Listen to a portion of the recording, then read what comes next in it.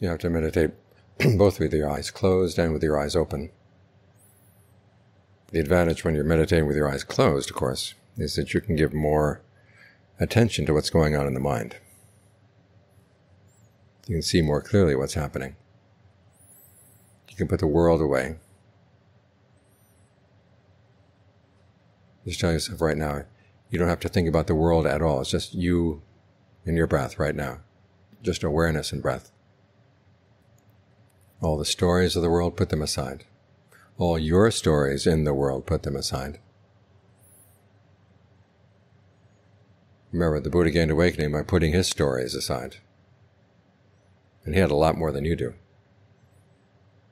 Think about it. Aeons and aeons. Being born in all kinds of situations. And you can imagine that certain memories hurt, but then after a while begin to just be overwhelmed by the sheer number of different times he was born, and times he was doing well, times when he wasn't doing well. And you begin to realize that things are not solved by straightening out the story. You do straighten out the story to some extent to come and meditate. But you can't go back and erase all your mistakes. And you can't live off the good things that you did in the past, because a lot of times the results of those things are long gone. What you've got is right now. Make sure right now doesn't have a lot of stories. Just breath coming in, breath going out. And that way you begin to see the machinations of the mind. What it was doing behind the scenes all this time. Like that character in The Wizard of Oz. He's huge on the screen, but just this little tiny man in a little booth, creating big issues. And when you see through that, then you've seen, oh, this is how the mind creates suffering for itself, and it doesn't have to.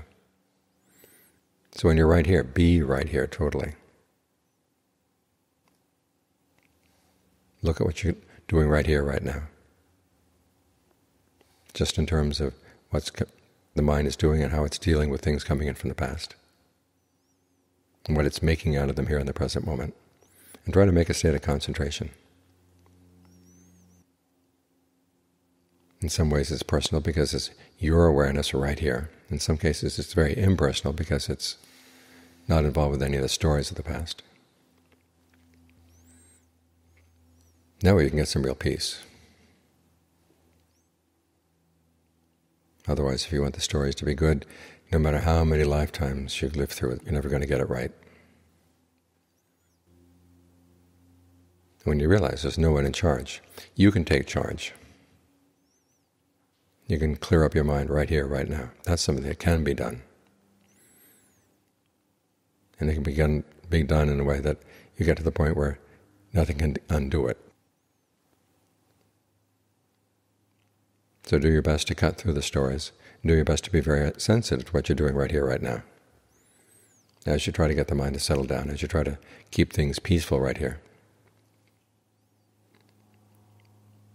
And that way the fact that there have been a lot of stories in the past doesn't have to weigh you down.